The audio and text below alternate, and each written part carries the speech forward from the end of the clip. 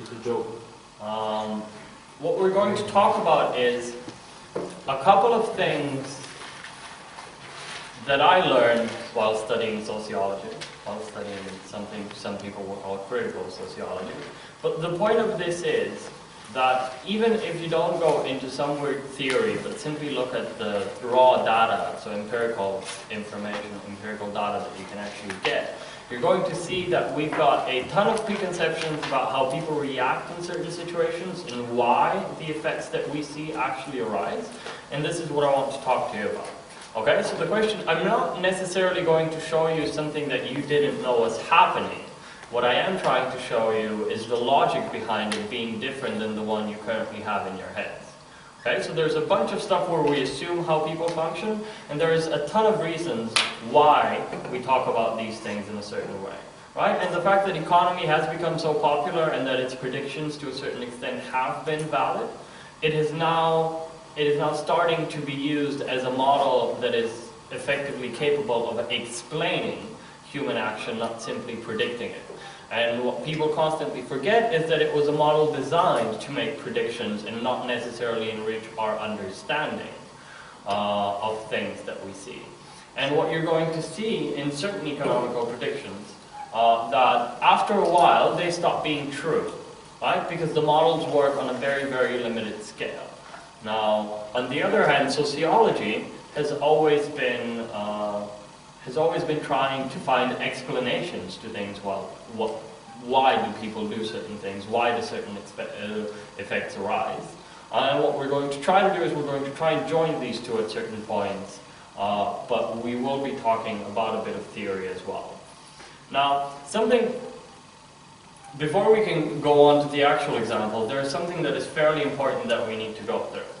And this is what essentially postmodernism, vulgar postmodernism, so to speak, has brought to the world. And it is essentially a very, very simple idea, but it is a very powerful one, and it informs the way in which we should think about social phenomena.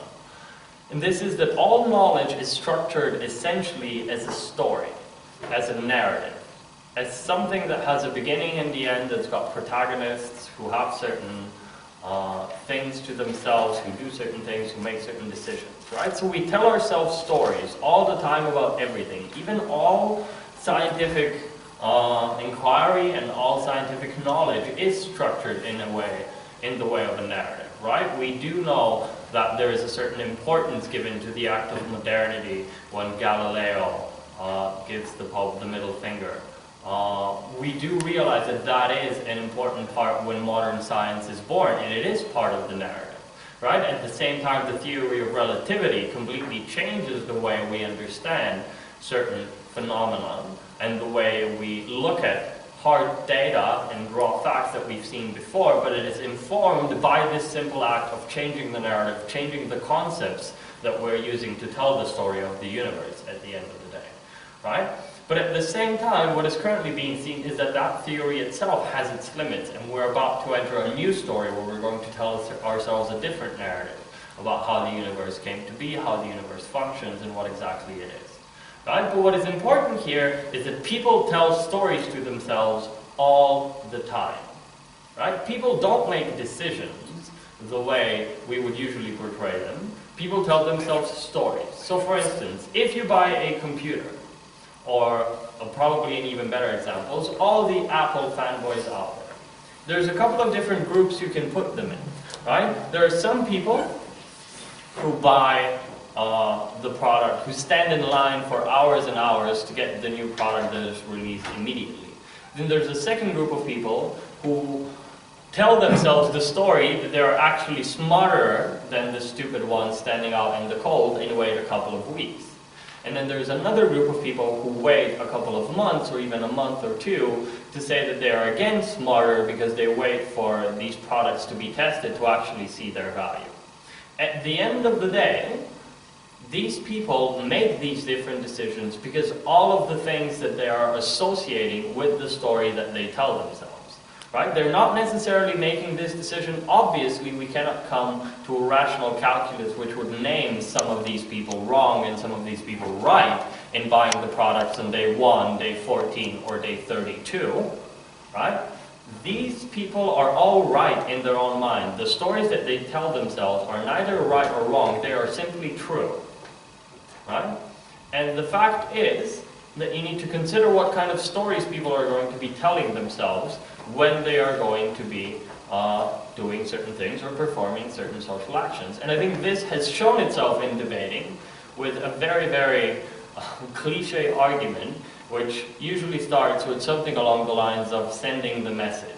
Right? We, as debaters, intuitively feel that as far as government action is concerned, there is a certain extra effect to that, not simply, for instance, monetary value, which is going to determine whether people are going to do something or not, or a rational economic calculus, but there is a certain set of values, there is a certain story that we tell ourselves in terms of what we can do and what we cannot do. Right? And when people usually make that argument, they make a very, very crucial mistake. They portray the relationship between the government and its citizens, or the ruling power and the society, whatever that might be, as a relationship which mimics the relationship between two people. Right? As soon as I tell you something, you're going to react on that and either take it as truth or not. So this argument is usually constructed by saying, by doing this, we're essentially going to tell our citizens X, and then this is the part that is silence, which means that they're going to take this as true and adjust their actions accordingly.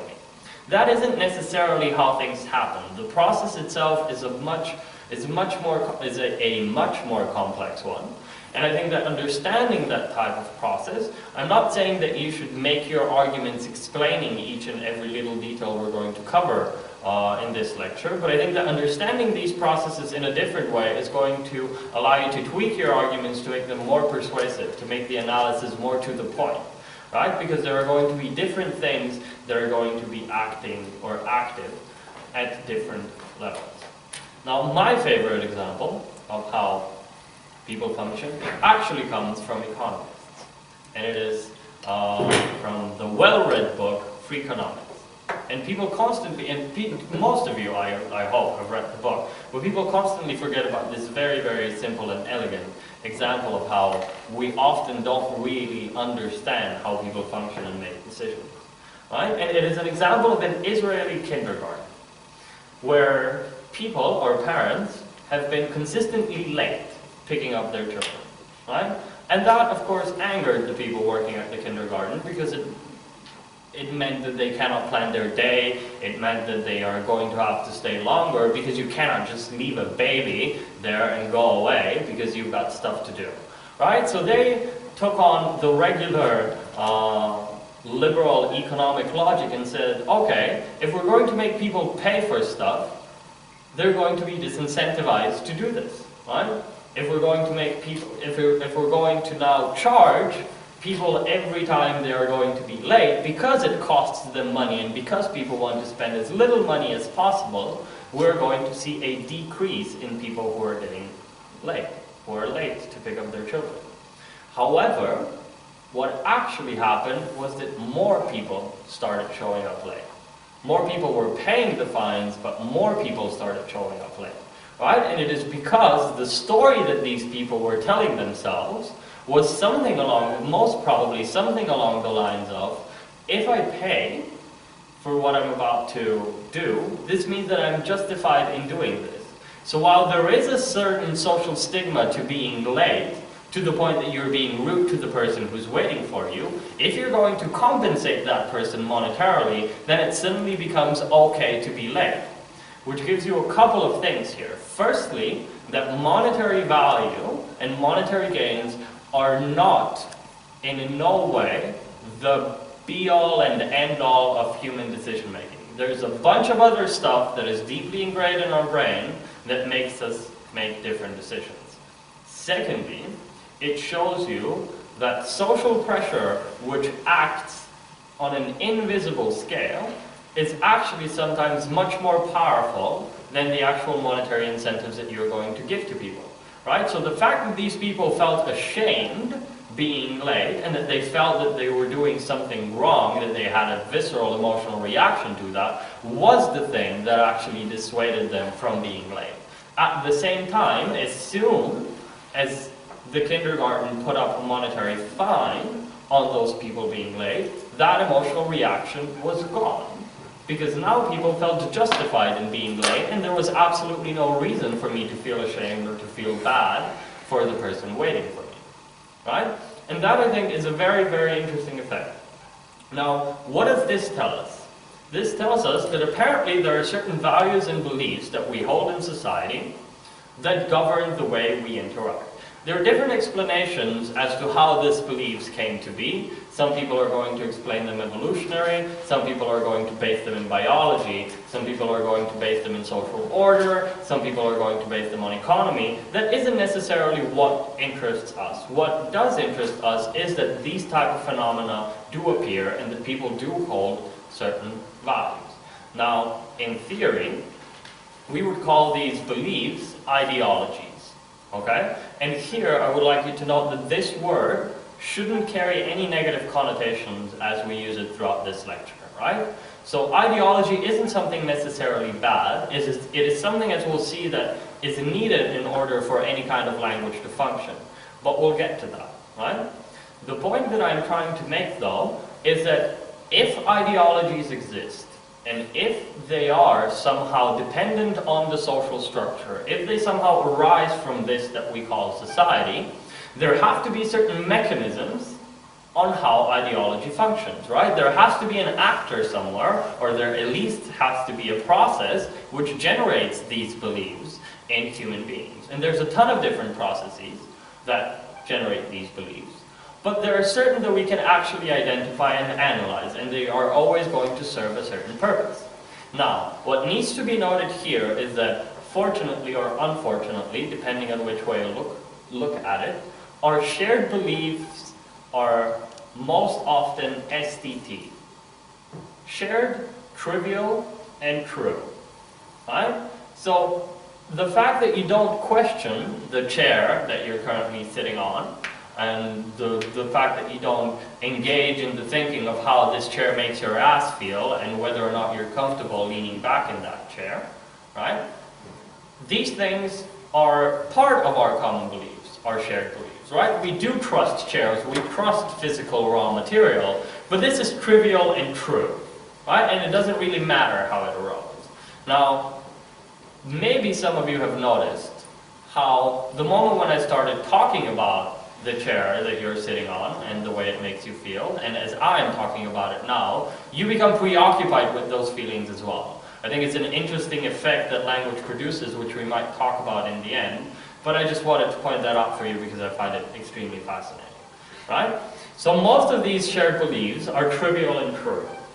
However, a lot of these, right, are not in no way trivial, and they cannot be defined as true or false. They serve a certain purpose, right? And something that Marcel Mauss was one of the first people to explicitly explain in long form that actually made sense was something that we now call the economy of gift giving, right? And it is a very, very, very simple concept. It is something that I'm sure you guys have seen at work at several different times in your lives, but at the same time, I don't think we think about it as a constant process that we are engaged in, right? And this is the fact that if I give you a present, if I give you something, anything, for free, you are going to feel obliged to return that favor. There is going to be a need in your head, there's going to be a need, there's going to be peer pressure sometimes, but you're definitely going to feel an urge to reciprocate, to return that gift back to me. Now, and that process itself is so deeply ingrained into our societies, into the way our economies functions, that even economists often ignore it. Right? Because gift-giving is so natural, for instance, oftentimes when we look at the analysis of how economies function or of how countries function, you get to the point of where you have to analyze the economic transactions within a family. Right? And economists, in order to make things simple, would often take a household as an economic unit. But what they forget is that the fact that I have cousins, and the fact that I have friends, and the fact that these friends give me stuff for my birthday and for Christmas, that constitutes an economic transaction. And if you were to take away those economic transactions, the standard of living of everyone in society would fall drastically. So all of the pretty stuff that you get as presents is stuff you don't need to spend any money on because someone else did it for you. Which means that your purchasing power, in effect, has risen simply by being surrounded by people who feel compelled to give you presents.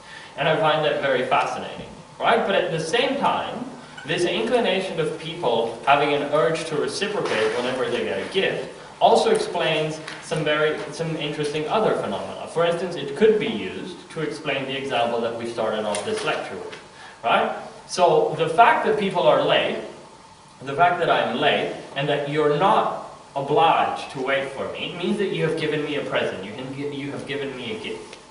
And I feel the pain of being late because I am unable to reciprocate that gift. There is absolutely no way I can repay you for the time that you have lost until you demand money from me. Because at that point, I am able to reciprocate to the extent that I am paying you for the time that you have spent there. Right? And that makes me feel better, and that in turn is what increased the number of people being late to kindergartens. Now, I think there is another very important thing that needs to be noted here. And this is something that Marx, at one point, called the fetishism of money. Okay? And it is, now, the word fetish is thrown around all the time in a very sexual meaning, so we're now going to try to redefine it, at least for the next 30 minutes. Now, a fetish is an object, as far as social theory is concerned, or a thing that has certain magical power. Okay, so a voodoo doll is a fetish, is a fetishist. I don't quite know how to conjugate this in English or whatever the word for making grammatical transformation is, but you know what I'm trying to say, right? So a voodoo doll is something that is a fetish. It is a fetishist object, right? At the same time, Marx has shown how money itself, the fact that we trade money, the fact that we use monetary value to trade, has certain magical properties, and that it is understood by people as having certain magical properties. For instance, one of the direct effects of this fetishist power of money is the fact that we believe that the time the people have spent is measurable and repayable in money. There is a belief in our society that the time that I spend can be in some way correlated and replaced by the amount of money that I get. We say that people who go to work, people who get a job, decide that their money doing that, their time, doing that activity is worth X euros or X dollars or X yen or X whatever, right? And at the same time, we never, because now the monetary value explains this completely, this decision to go get a job, we almost never consider all of the other reasons why people get a job. Right? And by not considering these reasons, we get a problem of not being able to conceptualize what actually happens when a person becomes unemployed. Right? Because whenever we have a debate, for instance, or whenever we have any kind of discussion that then goes on and talks about economic policy, and that then at some point starts talking about people's jobs, the discussion we engage in as far as these people who will now lose their jobs or have lost their jobs is very limited. We say that these people now need money for food, which they don't have. These people need money to buy luxury goods, which now they don't have. These people need money to feed their families, which now they don't have. Right? But at the same time, there's a bunch of different things that happen, and there's a bunch of different things that are missing from these people's lives, which we never discuss. Right? And why is this important for you as a debater? This is important for you as a debater because at one point, or at several points in your debating career, the job you're going to have to pull off is you're going to have to show that people losing jobs is a bad idea. Okay? This is as general as it can get. And the way you would usually approach this is you would say, okay, these people don't now have money for food, blah, blah, blah, etc., etc. And that is definitely a legitimate way to make that argument.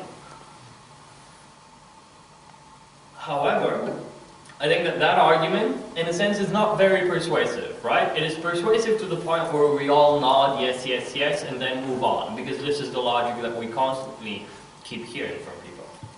But there is a very interesting phenomenon when people lose their jobs.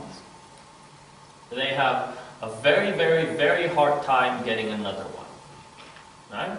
So it is easier for people to get their first job than to go from one job to the other when they were fired. So if people have a job lined up and they then quit or get fired because they know they're getting fired, the transition isn't going to be hard, even if there's a month gap in between. However, if people get fired, if people lose their jobs without having a plan on what to do on, their whole life collapses, right? What we see is that it takes a very, very long time for them to get a different job, right? And it doesn't really matter what kind of job that is, right? And this is where it gets interesting, because the neoliberal rhetoric, as far as these people is concerned, so the story that we tell ourselves about unemployed people or people who have lost their jobs is essentially these people are lazy because they could become a housekeeper somewhere, or they can be a cleaning person at a facility. Anyone can do that, and it doesn't matter if you cannot get a job being a mechanical engineer that you were your whole life. Just stop being lazy and get a job and do something so that you will get money. Now, there's a bunch of things wrong with this logic. Number one is the fact that people don't only get their jobs because they want money, right? When you have a job, a couple of very, very important things are happening in your life. Firstly, you get structure in your life, right? You have a purpose. Every single day you know when you have to wake up, you know that you're going to show up at work, you know what's going to happen there, you know what you're going to have to do. You are then going at 3 p.m. or 4 p.m. or 5 p.m., whenever, going to come home and you're going to have some free time. You know that you're going to have to do some housekeeping, but that time is then yours. At the same time, you have a sense of security. You know that tomorrow morning the same process will happen, and you know that every single month that will come, you are going to get a paycheck, which allows people to plan accordingly. Thirdly, when you have a job, you have a social network of co-workers, of people you love, people you dislike. You have a network of people who are willing to help you when you are in need. You have a network of other people who have the same job who can help you become better. You have a network of people you can call if you need to borrow some money, right? There's a bunch of effects that you get from socializing with other people at work. Further on, when you have a job, you have the possibility to educate yourself, okay? We constantly think about jobs as something we are trained for and then get there and keep on doing the same thing, right? While you are at work, while you are doing something, while you are performing tasks for your employer, you're not only going to be given stuff that you already know how to do, right? The Fordist way of thinking about any kind of job is wrong. You're not sitting at a conveyor belt doing the same move over and over and over again, right? Especially if you live in what we now call the developed world, right? Most probably your job is going to consist of a multitude of activities that are going to demand some kind of originality, right? That are going to demand from you that you learn new stuff. So a job is a place where people progress. At the same time, a job is a place where people are challenged, right? Because there's stuff I'm not able to do, or there's stuff I'm not able to do on time. So when a person loses their job, they don't just lose the money, they lose all of this. And when you read interviews with these people, what they will tell you is that their whole world has collapsed. These people literally have no means of figuring out what to do next. What do I do now? I woke up in the morning, there's nothing I can do. There's only so much work I can do at home. Nobody is challenging me. I'm not surrounded by the people who are interested in the same things that I am. I'm not surrounded by the colleagues that keep on doing this. I'm not surrounded by my peers, right? And then, because once you realize each and every function of the job that has now been lost, and once you can explain that to a judge or to any kind of audience, you make the argument of people losing jobs being bad much, much, much more persuasive, right? Because you're able to explain the whole process and how it looks, right? The reason that this argument now becomes much more persuasive is because you're able to point to different aspects of a person's life that have now gone bad, which now that person has to face. So it makes it much, much harder for someone else to represent these people as lazy, because there's just one thing they need to do and they'll get a new job. Right? Does that make sense? Okay. Now, the next thing that we're going to look at is how these beliefs come to be. And we're going to go into a little bit of theory of ideology. Right? Because as a society, as a country, as a government, as a group of people, we need to teach the citizens, or the society itself needs to make sure that its members are going to be able to function in that society. A man is always made, never born. A woman is doubly made, never born. Okay? And the question then becomes, how and what kind of processes actually structure this knowledge and these ideas, and how exactly they come to be. Now, Louis Althusser was a guy who strangled his wife and ended up in the loony bin. But before he did that, he wrote a couple of very, very important texts.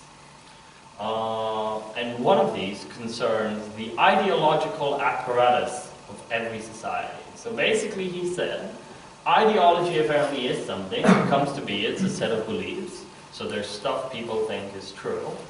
The question now becomes, how do people come to believe these things? Right? And he said, he actually went to analyze this through a different direction. He said, in any country or in any society that has a governing body, that governing body needs to work to ensure that its people stay conformist. Right? That is the one single thing that you need to do if you want to have a country, or a group, or a tribe, anything. You need to have tools to make people follow the rules. Right? The reason people yell at you when you're late, and the reason people bitch about it when you don't show up on the morning assembly is because the only way this camp can function is if everyone, or at least the vast majority of people, follow the rules. And there's a bunch of stuff that happens at this camp which is only aimed at ensuring that people follow the rules. Right? And while this might seem obvious for a camp like this, people tend to forget that the same thing has to happen on a national level or on a societal level. Right? And then the question becomes, what are the mechanisms a government has in order to keep its people in check?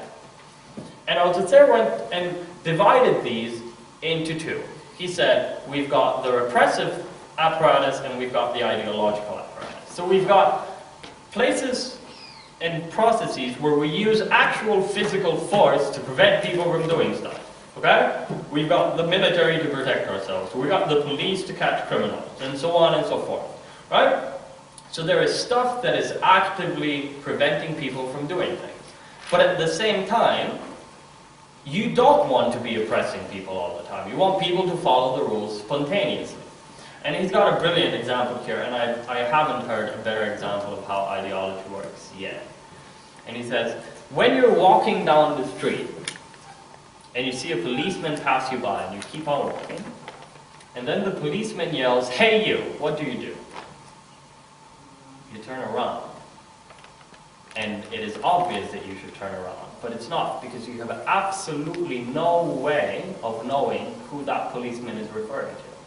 The fact that you think, the fact that you automatically think that the government is speaking to you, and that the you in "hey you" is you yourself as that person, is an ideological belief. It is a reaction that if you were to go about it rationally, you shouldn't turn around. Because there's a million other people in that town, and there's at least 50 other people around you on the street, and the policeman is most probably not shouting at you, especially since you just passed him. Right? So, apparently, there is an effect that is produced in society that makes people turn around when authority figures call them. Okay, now let's figure out how these effects come to be. And he goes on and suggests a list which in no way is a complete list, and in every society it is going to contain different things, of the ideological apparatus of each state. And he says we've got a bunch of them. He says school is definitely one. They teach you a bunch of rules that you need to follow at school. For instance, they teach you to trust police officers and to never get into a car with a stranger, which I'm sure you've already forgotten about, but I'm also sure that you never did in your life, right? So there's a bunch of little stuff that happens at school. At the same time, the stories that you read in grade 1 and grade 2 tell you how men and women should behave. You read stories about family life in school, which inform you about what is the proper way a mother should act and what is the proper way a father should act. Right? And these things continue and go on and go on. Religion is definitely another one of these apparatuses, right? So the fact that you are a Christian, the fact that you hold certain values without questioning is something that is going to inform the way you are going to act. Right? What else falls into this category? Media. The media. How do the media influence people ideologically? Prioritize values. Okay, how? Give me a bit more. Pretty models. Okay, but not sure, but we'll get to that in a second.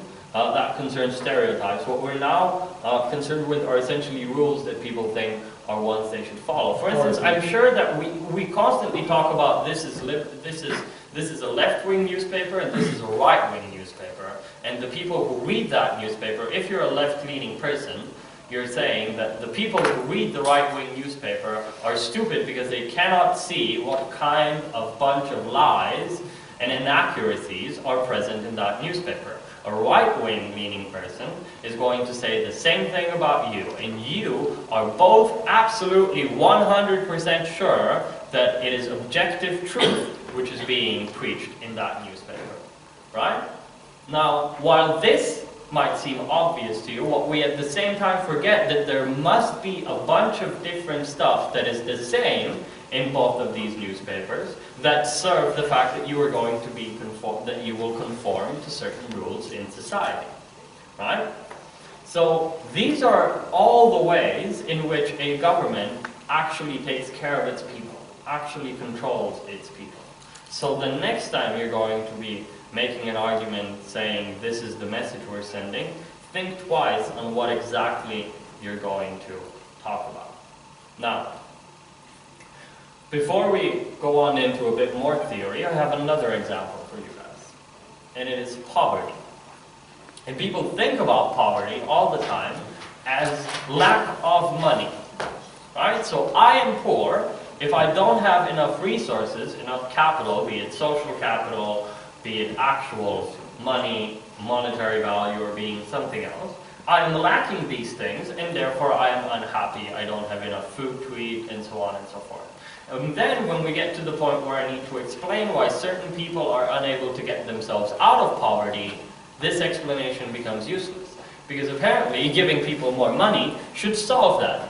However, what constantly happens, and this is now going to be a stereotype, just so we can keep this brief, is we think all the time that if we're going to give a homeless person some money, what are they going to spend it on?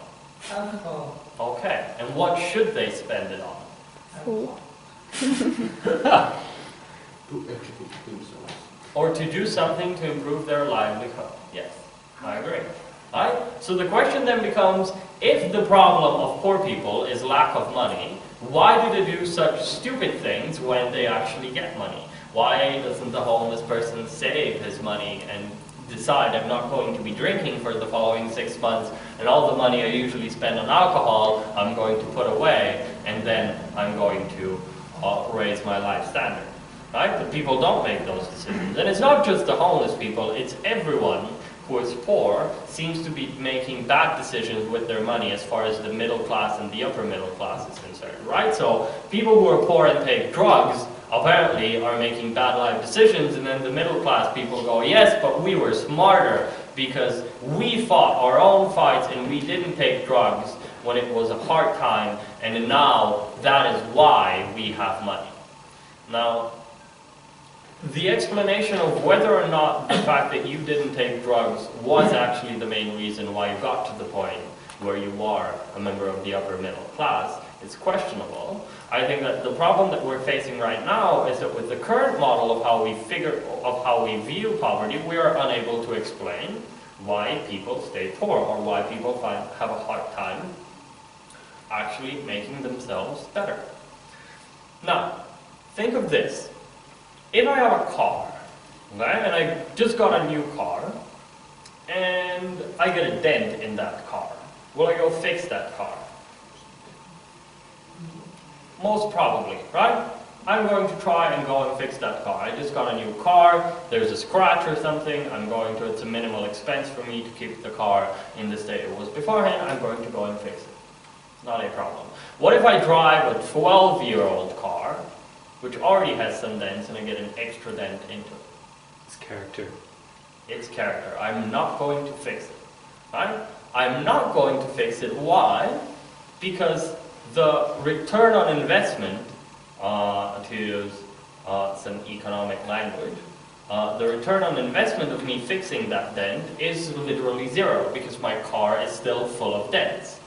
Right? So I see absolutely no value in spending the money making my car a better car, but objectively it would be a better car, right? If I were to fix that dent, and I'd rather spend that money on something else, like drugs, right? So consider poor people not as people who lack money, but as people with too many problems. The little amount of money that they have in order to get themselves into a better life, in order to ensure that they are going to actually lead a better life, is not going to produce enough change for them to see the immediate value of that investment. Right? Which gives you another thing, that people are very, very bad in thinking long term. Right? Because an economist is going to say, if you were to consider your situation, you would realize that saving money and driving that old car for 2 years and then buying a new one is going to make much more sense than you taking drugs. Right? But the stories these people tell themselves are completely different, right? Because of the different socioeconomic background they come from. Because an economist is most probably going to be at least middle class, if not upper middle class, and they are going to see the value of investing in themselves a little bit every day. But that is because they don't have a bunch of other crap they need to deal with. Right? As far as poor people are concerned, their whole life is pretty bad, and the money that they spend on alcohol or on drugs or whatever it is that they are going to spend it on is actually going to look worthy to them. It is going to be a sound investment as far as they are concerned. Right? So then the question becomes, if we want to solve poverty, is it enough to give people money? Most probably not. There's other things that we need to do, right? Maybe that would even suggest that if we want to solve poverty, if we want to cure the world of poverty, we shouldn't be aiming at allowing people to have the resources to better themselves, but solving actual problems for those people, right? Because if I have a dented car, and I need 1,000 euros to fix it, and I get 1,000 euros, I still probably won't fix that car. Right? I'll spend 1,000 euros on something else. Right? But if I get a car, if I have a dented car and somebody else fixes it for me for free, and I get that car back, the next time I'm going to get a dent in that car, most probably I'll go and fix that one single dent. Right? So insofar as this analogy might hold true, it suggests that we should go about solving poverty in a completely different way than we've been doing so far. Right? But the lesson to take from here is that monetary value is in no way the only predictor of how people are going to act. Right? And monetary value can not only be viewed in terms of lacking and overflowing. Right? There's a bunch of different things that happen depending on how much money you've actually got. Yeah. About the example with the car. Mm-hmm. Okay, you have helped him, you have fixed the car, but he still has the money to spend it on alcohol and drugs. How is that exclusive? You have helped him to solve the problem, but he will still be in that situation that got him to be... No, okay, so here's how these examples are supposed to work. So in one case, I've got a dented car, so a beat-up car, and I get the money to fix that car. I'm now going to make the decision what to do with that money. I probably won't go fix that car. Right? In the second example, I have a dented car and you fix my car for me. You don't give me any money, you just fix my car. But that means that the next time I'm going to get a dent in that car, I will probably go and fix that dent because it is only a step away from a good car instead of 100 steps from a good car. Does that make sense? Yeah. Okay. Now, there is a bunch of stuff that we do on an everyday level that we never question. Right? And here we get to the point of stereotypes. Right? There are certain things that I think we can show objectively that are harmful to society that we keep underway. And the fact that our society is patriarchal does say a lot of stuff about the way we lead our lives. But what people constantly forget is that patriarchy is not about me not hiring a woman because she's going to get pregnant. Right? It is as much about me not having the economical option of running a business with a woman that will get pregnant at one point. Right? As it is the fact that when a man comes home, the first thing that they do is take off their coat, throw their briefcase to the ground, take their shoes off, and go sit in front of the couch, in front of the TV. Alright? That is a regular thing a guy will do when they come home. They're going to deep pocket and relax. What is the regular thing a woman is going to do when she gets home? Okay, the kitchen. Yeah, she's going to tidy the place up. And nobody is making anyone do anything. It is stuff we do because we think it is okay. And no woman, when she walks into the house and goes and tidies stuff up, feels used while she's doing that. Right? It is something that she does. She comes home and she cleans the apartment back to its normal state. Right? But when we talk about how feminism should achieve its goals and how women are actually going to achieve equality in this world, we never consider these little things. Right? And again, it comes down to the fact that we fetishize certain effects in society.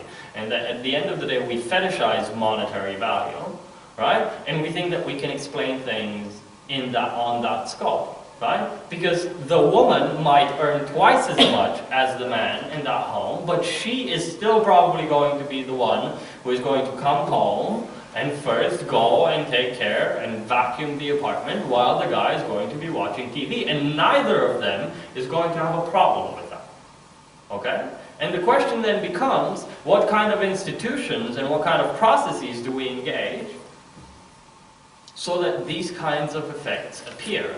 And a much more important question then follows, which is essentially, what do we need to do in order to change this? Now, as far as debating is concerned, this shows you two things. Number one, it is going to be very, very, very, very hard to equalize men and women in the world, or at least it's going to take a pretty long time, especially because we're going to need to modify behavior like this. But what I find much more interesting in terms of debate being a sport and how you should win strategically and so on and so forth, simply by you understanding that there is much more to the discrimination of women than simply not hiring them, you are able to construct arguments that strike faster, harder, and that are much more accurate. Right? Because a proposition team is going to have a much easier job coming back from all of the arguments that we've recycled 100 different times, which have and do hold certain explanatory value. But at the same time, were you to come to them and point to them to all of the different things, all of the other factors that contribute to the discrimination of women in society, that their model, which is always going to be government-based without ideological apparatus control, which I find very interesting, all of the models that we do in debating almost never concern the fact that we need to brainwash people, at least a bit. You are going to have the upper hand at that moment. However, you still have to do the job of persuading the judge that the effects that you're talking about are real and more important than the ones that the other team is talking about. But it at least opens you a whole new avenue of argumentation that you can engage in. Okay, any questions so far? Because we're almost at the end of this. Yeah. Yeah, so far about the poor people, I ask myself by your theory then UTD, universal basic income, is not a good idea because if you give poor people this income, it would not help. I think that the answer to that question is that the question is wrong. You cannot decide whether, so you considering the universal income as a good idea or a bad idea presupposes the fact that this is the only and mutually exclusive thing that you're going to do. It also considers the universal income only in its monetary value. You don't consider the social effects that are going to arise from the fact that we are now going to be a society, a group of people that are going to tell ourselves the story that we're all pitching in for all the people, and that we're now suddenly going to start telling ourselves the story that simply by being human, you deserve something. You deserve some choice, some monetary value. And that is going to have certain effects, right? At the same time, universal income is probably going to follow a bunch of other socially nice legislation, right? So there's a bunch of different things that are going to happen here. But yes, of course, if you are going to look at the universal income only through its monetary value, right, you are going to come to that conclusion. But yes, insofar as we try to answer this question from the point about poor people having problems, yes, universal income is a worse idea than giving people free education. Right? So it is better to give people stuff for free than giving them money and deciding them to buy what they want. Right? And I find that very interesting because the liberal thought that is currently pervasive around the world says the government should be minimal, the government should allow me to make my own decisions.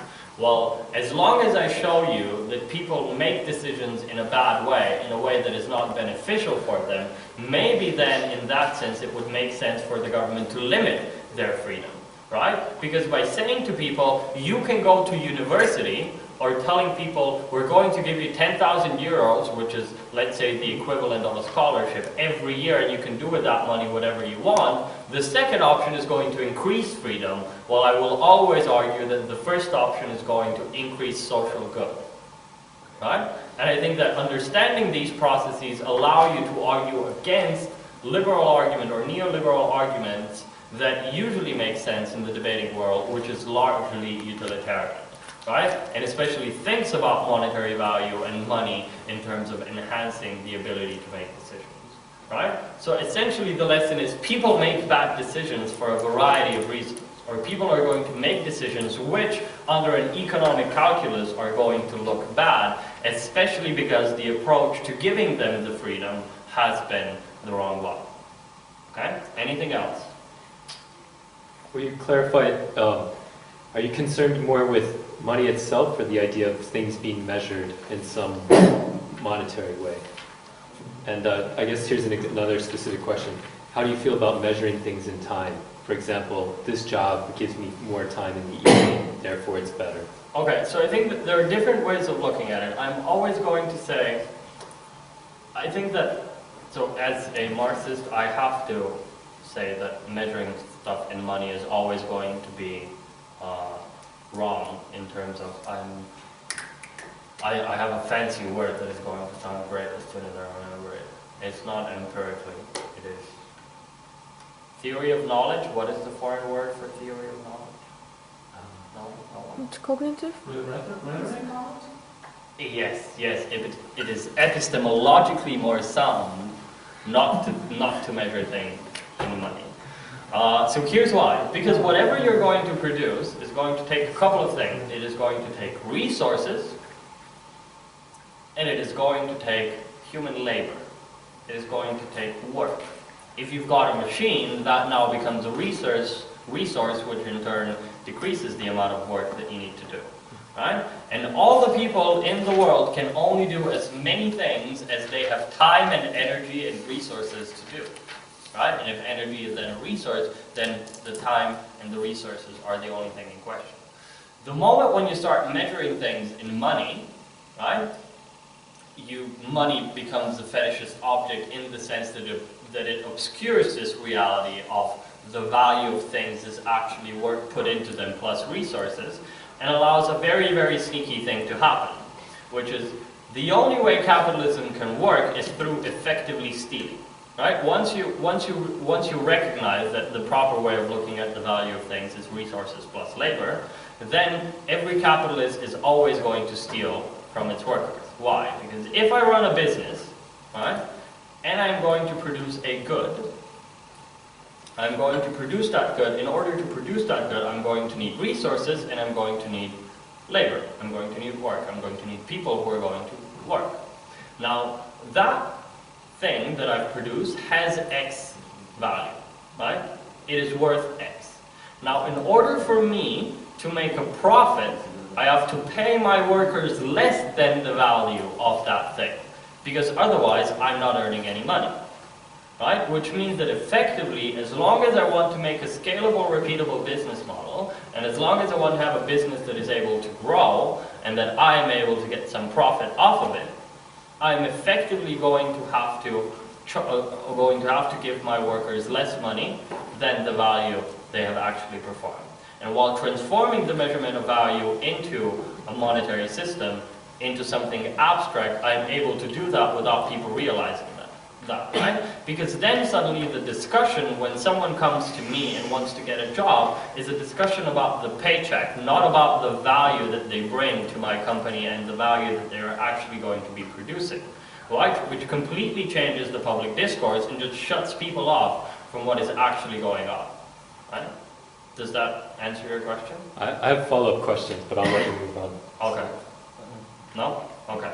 So, one last thing that I want to take a look at before we leave is a couple of things that are going to help you directly in debating.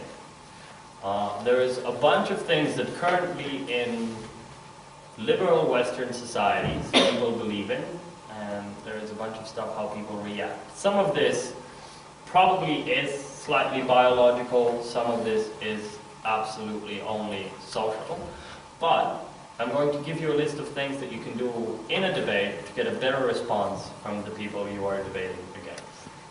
Okay? Number one, recognize that the opponents did something well. Give them a gift. Okay? It throws people off guard because debate land is a land where we hate each other. Only after the debate do we become friends again. Right? Giving a present to someone who is supposed to be your enemy destroys their logic of doing things. Secondly, smile. People respond to people who smile a couple of times more than to people who don't. And it is very simple, but the fact that you are going to be approaching debating as an angry activity means that you aren't going to be smiling at people when you're asking points of information, or when you're answering points of information, or when you look at them when you're simply moving your gaze around the room, right? So smile. Number three, do not compliment your teammate. Okay? There is a perception in society that social recognition must come from the outside. Insofar as you guys and girls are performing as a team, every compliment that you're going to give to your partner is going to be perceived as unjust, which means that the judge and the judge's reaction, at least on some very basic level, is being, oh, you're being a dick now, right? And that is not cool. Now, I think Michael is making me leave because there's... No, you can go. Okay, so this... 4 minutes. 4 minutes. 4 minutes. Yeah, so smile, and then lastly, finish early.